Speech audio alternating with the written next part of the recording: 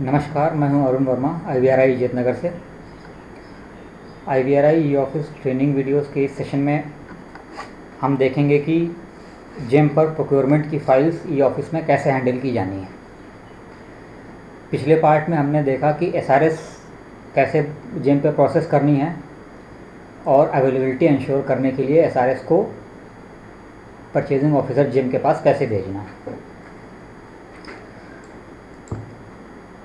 इस जेम पर परचेज की सिचुएशन में यदि आइटम जेम पर अवेलेबल है तो परचेजिंग ऑफिसर को यदि उनके पास SRS आई है तो परचेज के लिए एक फ़ाइल जनरेट करनी पड़ेगी ई ऑफिस में। फिर आइटम की अवेलेबिलिटी एज़ पर GFR 149 चेक करनी है। यदि आइटम अवेलेबल है तो GFR के कंसर्न रिलेवेंट रूल के हिसाब से वो आइटम सेलेक्ट करेंगे कि सिंगल परचेज, बिड या टेंडर या कंपैरिजन शीट किस ऑप्शन से उन्हें परचेज़ करनी है। आइटम उन्होंने सेलेक्ट किया। प्रोडक्ट जो फाइनली सेलेक्ट किया गया है उसको एज अ PDF सेव करके वो नोट में वापस अटैच करेंगे और इंडेंडर के पास आइटम वेरीफाई करने के लिए भेजेंगे। ये कैसे करना है, सबसे पहले हम ई ऑफिस खोलते हैं।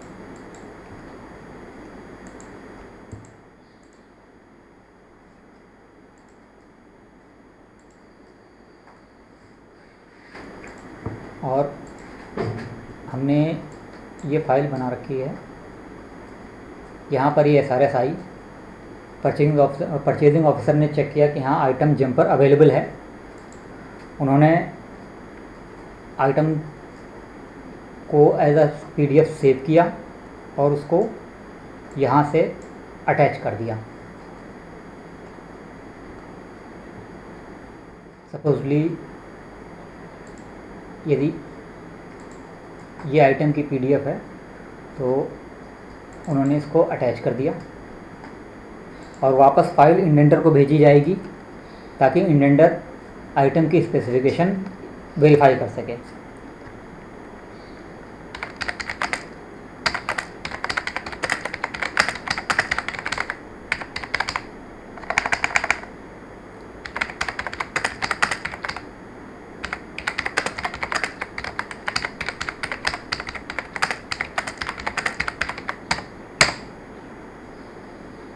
और ये फाइल इंडेंडर को भेज दी गई।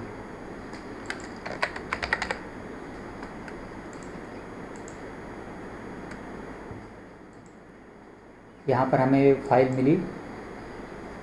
हमने वो PDF खोलकर स्पेसिफिकेशन देखी। स्पेसिफिकेशन से इंडेंडर सेटिस्फाइड है। इंडेंडर फाइल परचेज सेक्शन को वापस भेजेगा। सबसे पहले यहाँ add green node,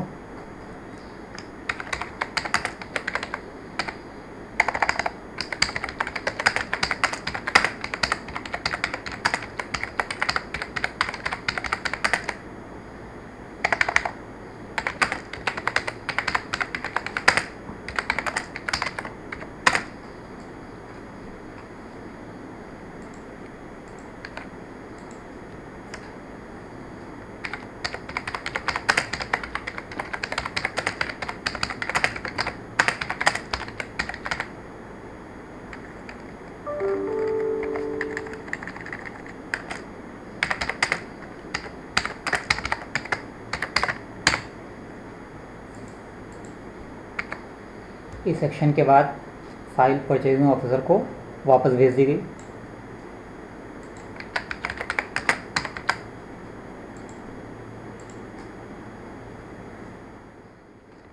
purchasing officer को फाइल वापस मिल गई।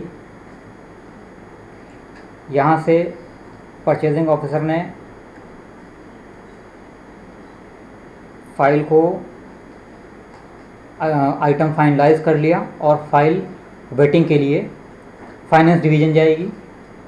तो यहाँ से परचेजिंग ऑफिसर को नोट ऐड करना है वेटिंग के लिए।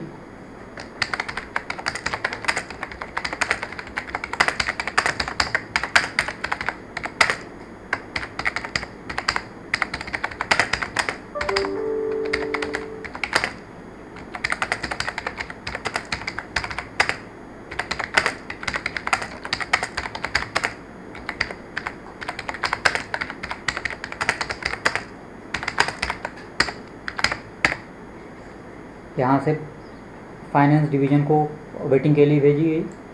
फाइनेंस एसआरएस और जो स्पेसिफिकेशन आइटम की इंक्लूड की हैं स्क्रीन पीडीएफ फाइल जेम से परचेजिंग ऑफिसर ने, उनको देखकर फाइल की वेटिंग करेंगे। वेटिंग करने के बाद फाइल वापस परचेज डिवीज़न वापस आएगी। यहाँ पर वेटिंग के पश्चात परचेजिंग ऑफिसर को फाइल पर एडमिनिस्ट्रेटिव अप्रूवल और सैंक्शन लेना है।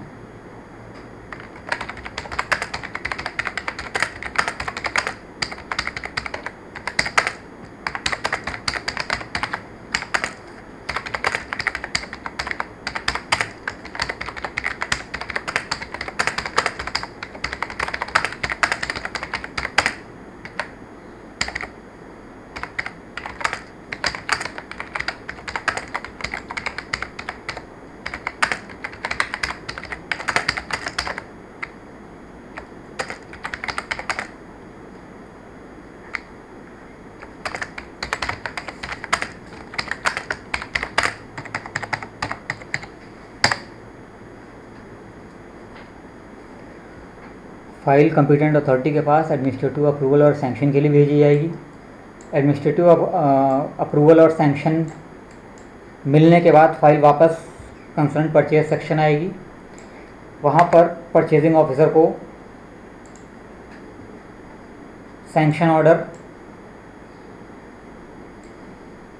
एज अ ड्राफ्ट अप्रूव करना है एज़ पर गाइडलाइंस, और उसके बाद आइटम का परचेज ऑर्डर इशू किया जाएगा। जेम पर परचेज करते समय अभी तक हम नोटशीट अपलोड कर रहे थे सैंक्शन की कॉपी के लिए। चूँकि ई ऑफिस में नोटशीट डाउनलोड करने का प्रावधान नहीं है, इसलिए जो फाइनेंशियल सैंक्शन हुई है उसका जो सैंक्शन ऑर्डर होगा वो अपलोड करें। ऑर्डर प्लेस करने के बाद आइटम रिसीव होगा स्टोर सेक्शन में। वहाँ से बिल वेरिफिकेशन के लिए इंडेंटर के पास जाएगा। इंडेंटर ने आइटम रिसीव किया और बिल वेरीफाई कर दिया। बिल वेरीफाई करने के बाद स्टोर सेक्शन क्रैक जनरेट करेगा और फाइल वापस परचेज सेक्शन आएगी जिन्होंने परचेज ऑर्डर इशू किया था। अब परचेज सेक्शन को एक सिंगल फाइल बनानी है जिसमें जेम के कॉन्ट्रैक्ट नोट की कॉपी, जेम के परचेज ऑर्डर की कॉपी, क्रैक की कॉपी, वेरीफाइड बिल की कॉपी, एफएमएस बिल की कॉपी और फाइनेंशियल सैंक्शन ऑर्डर की कॉपी एक सिंगल फाइल में बनाई जाएगी। उसको डायरी किया जाएगा और एज अ टीओसी रिसीट में अपलोड किया जाएगा। फाइल वो कैसी दिखेगी वो मैं आपको दिखा देता हूँ।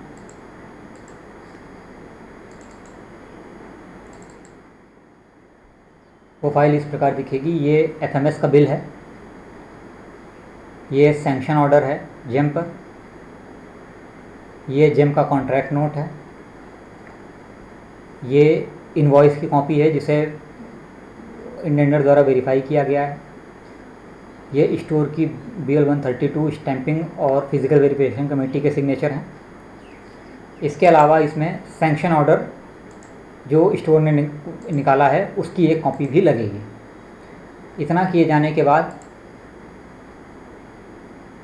वो फाइल कैश सेक्शन को भेजी जाएगी। कैश सेक्शन में वो सिंगल PDF जो बनी है वो डाउनलोड करके उसका प्रिंट आउट लिया जाएगा और एफएमएस बिल को DDO द्वारा वेरीफाई किया जाएगा। वेरीफाई करने के पश्चात ई फाइल फाइनेंस को पेमेंट के लिए फॉरवर्ड की जाएगी और साथ ही साथ जो प्रिंट आउट निकाला गया है सिंगल PDF का वो पूरा बंच भी पेमेंट के लिए फाइनेंस भेजा जाएगा। फाइनेंस उस पर जेम की गाइडलाइंस के हिसाब से पेमेंट करेगा। पेमेंट होने के पश्चात वो फाइल वापस परचेज सेक्शन भेज दी जाएगी। यहाँ पर हमारा उन आइटम्स का प्रोसीजर कंप्लीट होता है जो जेम पर अवेलेबल हैं और विद इन स्पेसिफाइड लिमिट हैं एज़ पर जेम प्रोसीजर। आपसे मेरा पुनः अनुरोध है कि कृपया ये चैनल सब्सक्राइब कीजिए ताकि इस सीरीज़ के आगे आने वाले वीडियोस से आप इंटीमेट होते रहें और अन्य प्रोसीजर जैसे 150 जीएफआर रूल 154, 155, 156, 166 और सीपीपी का प्रोसीजर मैं आपको बता सकूं। धन्यवाद, नमस्कार।